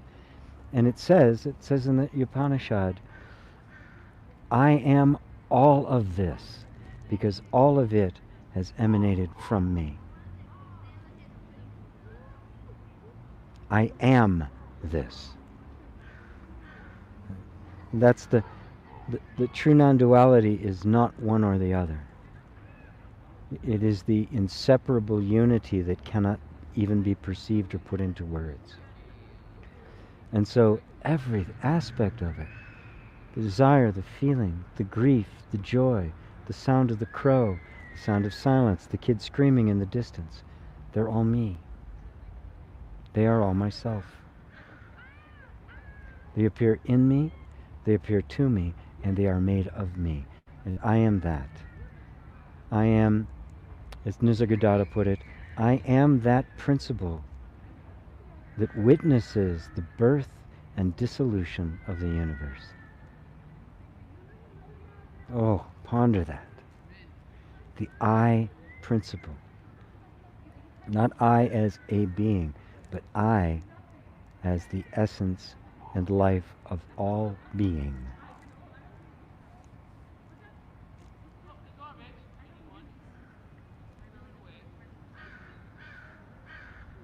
Faith, faith. That's why I love Jesus and Rumi. Me too. And Balyani. Balyani is one that I recently found out about, maybe about a year ago.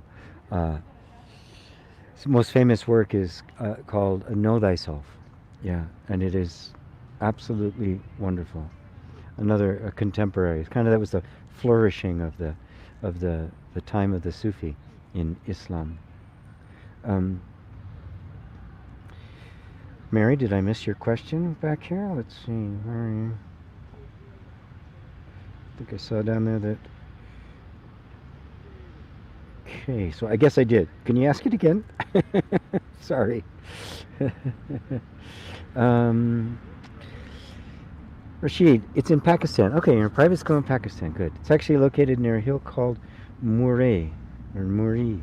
Weather is absolutely stunning here. You should definitely visit Murree, and if we meet, drinks are on me. Good. I'll hold you to that. I will hold you to that. Somebody offers it to me. I'm there. Wonderful. Marvin, why'd you skip my question? Oh, Mary. I thought that was Mary.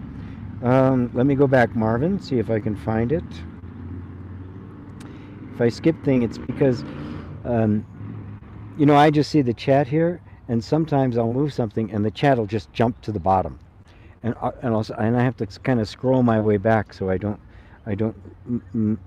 lose my place. So I will go back. Hi from Finland. I'm not seeing it, Marvin. I apologize.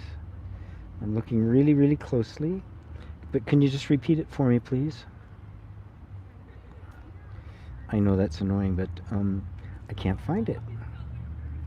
So I didn't skip it on purpose, for sure. I want to answer your question, but let's see if it's down here. So please ask again. Perfect answer to the end times. Oh, thank you. Penny, talking about parents, I had great insights this morning. I realized that I see my parents as an image which creates lots of emotions and suffering. That image faded away, the flow started again. Yes, right. We don't know anybody. We only know a picture of them in our minds, right? You don't see anyone, right? You see an image in your mind. And that image in your mind is created by the mind, and it conforms to your beliefs. That's why you can say the world is an illusion, because it's an image in your mind. Is there a real world? Yes and no. But it's not our perception of it. If you can see that it is just an image in the mind, you can let go of the image. And you can let go of it completely, and you can see that the world really is. What we call the world is an illusion. Right? And that doesn't mean there's nothing here. It's just what's here is not what we think it is. And we suffer from our perceptions. We suffer from our beliefs about others, our beliefs about the world, not for the world itself. To know the world as it is to discover yourself.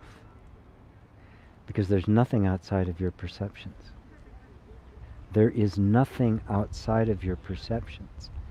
The knowing of a thing is the thing. So we're clearing away all of our ideas about what is to get to the purity of what is. And what is? Pure, unadulterated, innocent consciousness. And then you see quite clearly, there's nothing but myself. But not the self, because myself is also an image in the mind. Just like you're holding an image of your parents, you're holding an image of yourself. And you think that's you. Right? But you can't be that image. You must be the one looking at it. Which means no image can define you. And then you discover that you are one and infinite and all, and there's only one of us. That's the great insight. That's the great awakening. I am the awakened one. That's the word Buddha means. It means the awakened one. It doesn't mean one who has awakened. It means the one awakened.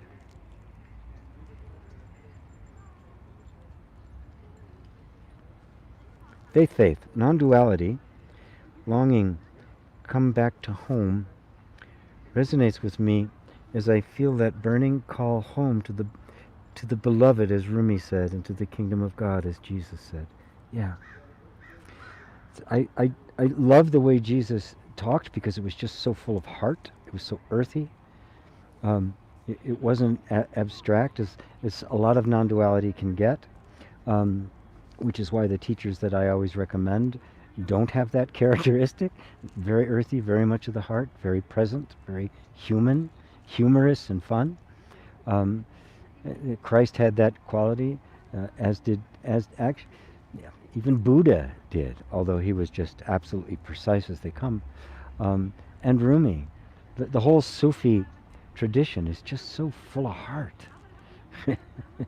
It is just so, it's non-dual, but it's the flavor of it is just so sweet. Yes, coming back to my beloved, right? To speak of the absolute in those terms, right? Not like a personal God as a beloved, not like as a person beloved, but just, we love our lives, we love our careers, we love good books, we love good music, we love existence. That's my beloved. That which makes all the rest of it possible. If I did not exist, there'd be no love of music. There'd be no music, books, literature, love, passion, intimacy, parks, trees.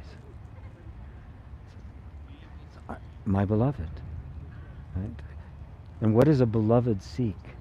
To be one with its beloved. To be my beloved. That's the sushi. that is the Sufi sentiment. Yeah.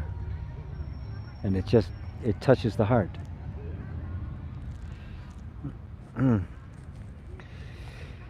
Eva, Duchi, when you're sharing the truth and expressing it in your beautiful way, I feel the truth shining in myself.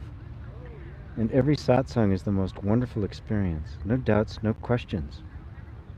A feeling of peace and fulfillment. So I'm sitting here quietly, but please don't think I'm falling asleep. Gratitude and love to you, and to you, dear Eva. And that's the point, really, of a satsang, to bring us to the place where there are no questions. Why? Because I'm the answer to all questions. What's the answer? So, well, why is this? It's the I am. Go back to the I am. When the I am, the true I am, is the reference point, everything else is understood. If something external is the reference point, it'll only be understood relative to that reference point. But when the infinite is your reference point, everything is understood in its entirety, as it actually is, because it's sitting in the context of its real being.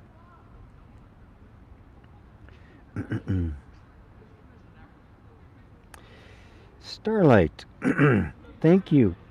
This election cycle has been drawing me back into the ego. Oh, it's been a challenge for all of us.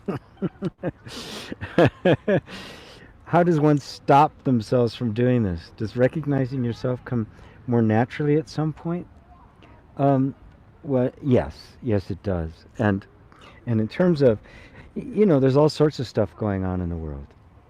And most of it's not good. The election cycle here in the United States is just the most horrific thing ever. I mean, there's no truth in it. The media is nothing but lies. It takes an enormous amount of discernment to just pick out anything that might be true. It's a lie from beginning to end. As one person expressed it, it's spreading darkness at the speed of light. You can't look to it for any truth. You can't look to it for any solace, right? So what do you do? Use it as an opportunity.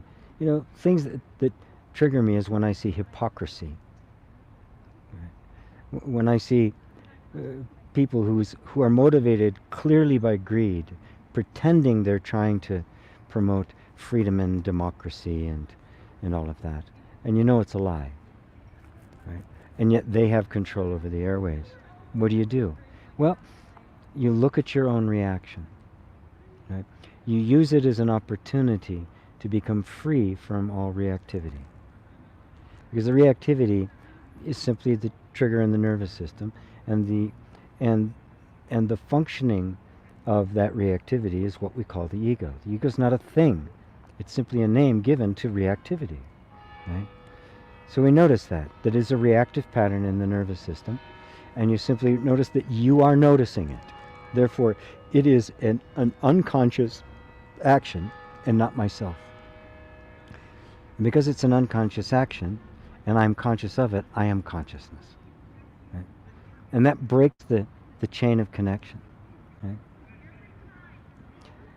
I'm not saying it's easy, because in this day and age, this delusion, ignorance, and greed is greater than at any time in human history. The hypocrisy. The four horsemen of the apocalypse represent hypocrisy, greed, injustice, the scales were out of balance, death and war, which is all we have. The ego is trying to create itself, and it is the liar and the father of it. And what's motivating all of these people who are controlling the airwaves is a force within them that they do not actually know. They think it's themselves. You can call it the devil. The real culprit is the devil. What is that? It's the ego. And what is the ego made of? Ignorance, delusion, and greed. Right? So use it as an opportunity to allow your own reactiveness to become freed, to free consciousness from the reactivity. And that opens the door to a wisdom that just might make the difference. Right? Then you won't take sides, per se. Now, this is important when I say that, don't take sides. Because, you mean they're equal, it should be this or that? No, because sometimes we have to say, this is wrong. But Christ made a very brilliant statement. A lot of them, but one in particular, he said, judge not that you be not judged. Right? Because whatever measure you meet will be measured back to you. He said, but I judge, and my judgment is just, because I seek not my own will, but the will of the Father which sent me. And the will of the Father, of course, the Father meaning truth, love. So he was pointing to the fact that there is a place where you can clearly discern and judge. Like I just did. I say, it is lies. They are lying and manipulating to serve their god of greed. Now that's not a judgment. You've taken a position. Right? I don't want to take a position. That's simply a clear seeing. I can see ignorance and delusion for what it is.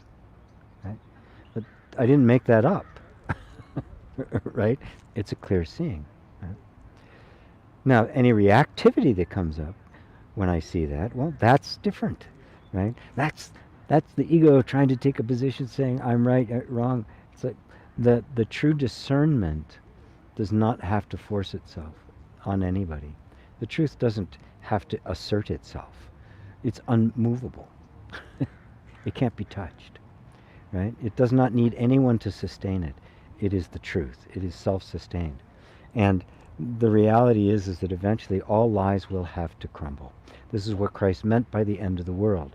He says, see this temple? There is not one stone set upon another that shall not be torn down. That hypocrisy and greed and delusion is exactly that's the temple he was talking about. Not some physical building. It was the temple of the human ego and the superstructure of false belief on which it rests. All of it's being torn down. And it is being seen as in its essence. right? Because what are we seeing in the world? We're seeing a greater love, collaboration, humanitarianism, the sharing of resources. We're seeing exactly the opposite. We're seeing what greed does. It will destroy. It's a parasite. It is a mindless thing that will willingly destroy the host. That's how ignorant of itself it is. So Starlight, join me in just using this as an opportunity to free ourselves from all reactivity, so that when we judge, our judgment is just, because it's the clear discernment of truth and not coming from any personal position. Thank you for that beautiful question. Hi, Crispin. Hi. I'm late, but looking forward to watch the replay. Crispin, my buddy in Switzerland. Himang, hello, sir. What lies beyond knowing yourself? Nothing. Yourself. What could be beyond knowing yourself? There's nothing else. There's not something else to be known, right? There has to be a point at which the buck stops, right? Well, that point is I am. The I amness. Now that doesn't mean we sit around and don't do anything, right? Because that I amness is an infinite theme that is forever expressing itself. Because it's inexhaustible. It's infinite in nature. The I principle is infinite in nature. But everything emanates from it, appears to it, and is made of it. So everything is a constant delight of the infinite knowing itself. But there's nothing beyond that simple sense I am. There isn't anything beyond it.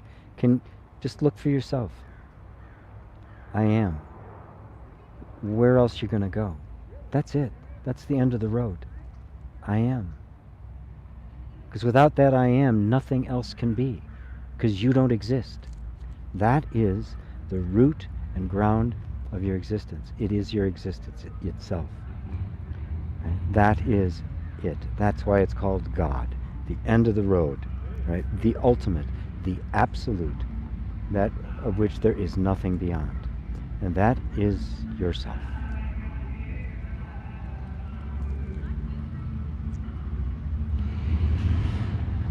Little country and western music on the motorcycle to help segue to the end, towards the end of the show.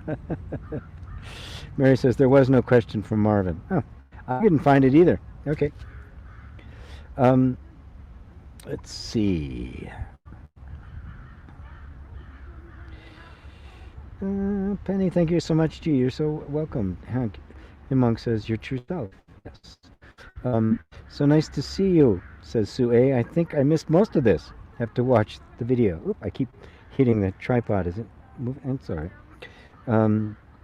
Jay, no problem. I kind of hesitated to ask that question, seeing it potentially a fuel for the ego. But I mainly asked because I made some mistakes at work, probably because of distractions or forgetfulness. Yeah, which happens. Right? We don't strive for human perfection. We strive for self-awareness. Right? That is perfect, and that makes everything else perfect. Even the stuff that appears as not being perfect from a human eye. The human's definition of perfect isn't perfect. It doesn't even exist, right? It's completely made up. Faith. Now I know. Now I can understand why I resonate with your teaching, sir. All love and gratitude to you, my sheik. Oh, wow. Nobody's called me that before. Beautiful. Thank you. Yes. Yes. And the whole Sufi approach is something I just, not that long ago, became aware of. Right? Because I was born in the U.S., Christianity pretty much all I knew, and then some Judaism, and then I learned about Buddhism and non-duality and a lot of other stuff that opened up. But having no background from Islam in any of my experience growing up, I was completely blown away when I started discovering Rumi. I'd heard of Rumi, but I didn't really associate Rumi with the Sufi till much later, and then I heard about some others. Most names I can't pronounce. Balyani, I can get that part of his name. The first part of his name I can't say, but I was just utterly delighted to see non-duality with such heart. Oh, really, it really touched. It really touched me. So I can understand why we can resonate with each other, Faith. Mary says, so is there any real reason to vote here, GP? I feel like it is all for naught. Boy. Yes. Yes. And the only reason is because it doesn't actually count, because it's all been completely abused. America is no longer a democracy.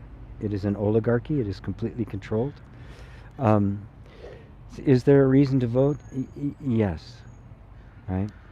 To exercise the rights that you have, right? Because they do mean something, right? I mean, they've been robbed by greed, right? But we don't want to just kind of say greed wins, right? Go ahead. It doesn't take much, right?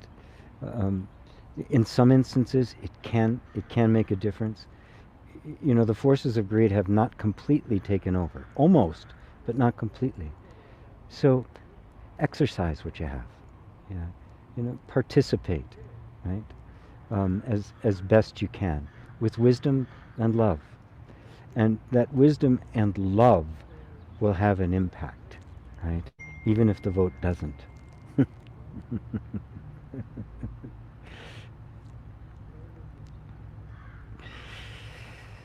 So it's not for naught, right? On one level it may seem like it is, but on the deeper spiritual level, it never is. Nothing is. Hi G, says Georgia B. What do you think is going on when someone annoys you? Is it meaningless chatter, thought, or conditioning? What is simply intolerance, and what is boundaries, and how do we tell the difference? I know it's a big topic. It could be a mix of all. Hope my question makes sense. Oh wait, you're answering this right now via politics. Good, because I'm running out of time here. And yes, when things annoy you, right, there has to be somebody there to be annoyed, right? And so pay attention to what's being annoyed, right? And recognize that it is conditioning, right? But if we identify with the conditioning, we turn it into ourselves, and we suffer from it, right? Who is annoyed?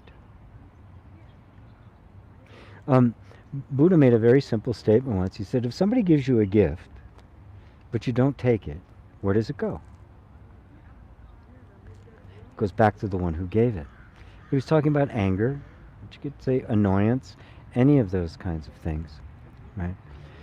The source of them is false identification, right?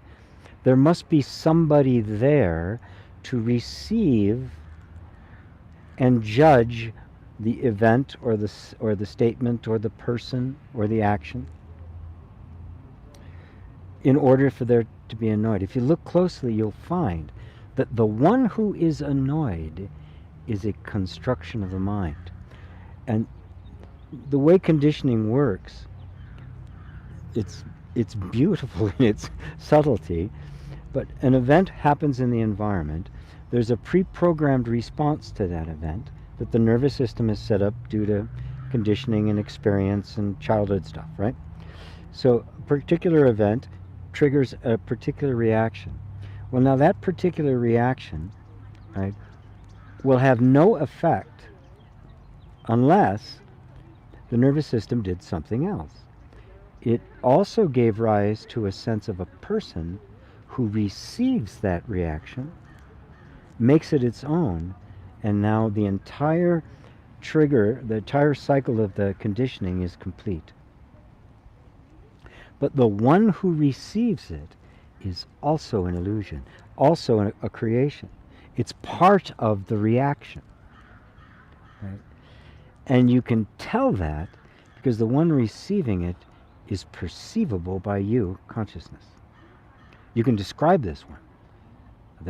They're angry, they're upset. Right. There's someone who is upset. There's not just upset, which would just be a feeling, right? It would just be a response, an energy flow going through the body, right? If there wasn't someone who was upset and I to receive it, right, it would just be a feeling and it would dissipate. And the trigger would have to be broken because there'd be nothing to sustain it. Something happens, there's a feeling runs through me, I go, oh, there it went, like a train passing. Can you see that? The one who receives it and is annoyed is itself part of the reaction and created by the same nervous system.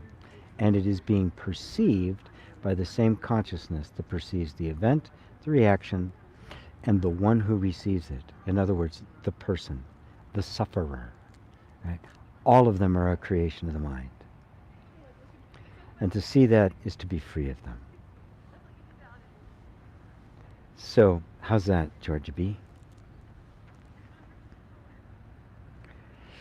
Red Fay says, I often get my clear seeing confused with judgment and feel like I'm being a critical person. That's okay, because it is, right? As we're learning and developing and awakening is taking root, you're not always going to be able to tell the difference, right? Am I just judging, or am I really seeing what's here? Right? Be patient with it. Don't try to force it. Don't try to take sides. Go back to the sense I am. Don't feel a need to even figure it out or resolve it, right? Just go back to the sense I am.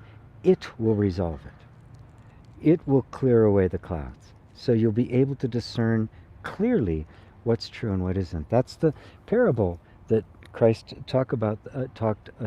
said about the wheat and the chaff. That his beautiful wheat field had been planted, and his workers came and said, because in the middle of the night, his enemies had come in and sowed tares, which are weeds. And they said, shall we pull up the weeds? He says, well, if you pull up the weeds, you're going to pull up the wheat too. But let them both grow until the harvest, and then we'll see clearly and separate.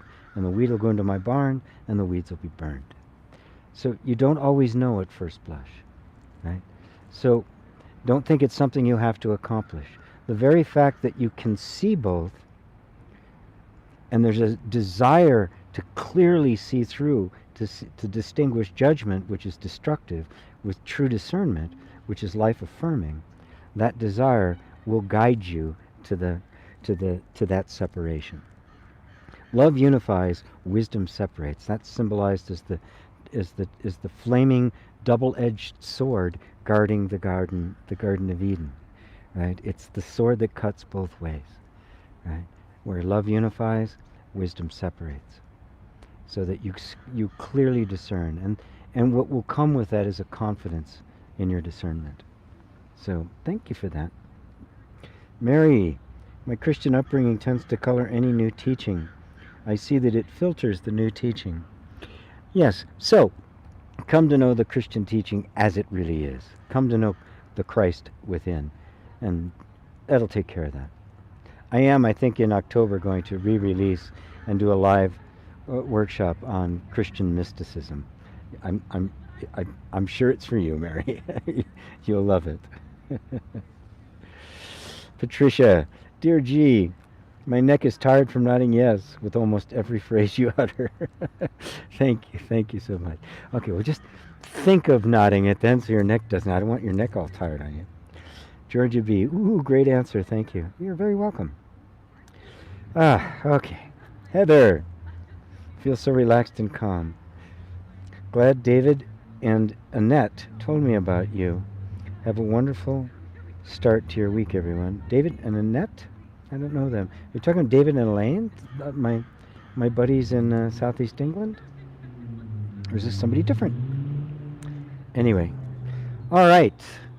That's it for today. Wonderful.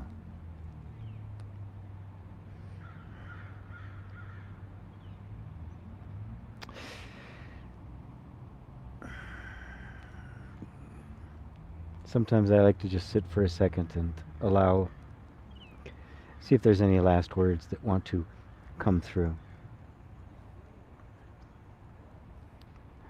The person we take ourselves to be is itself just a collection of thoughts and feelings and experiences and conditioned patterns that we have simply ignorantly projected a self onto.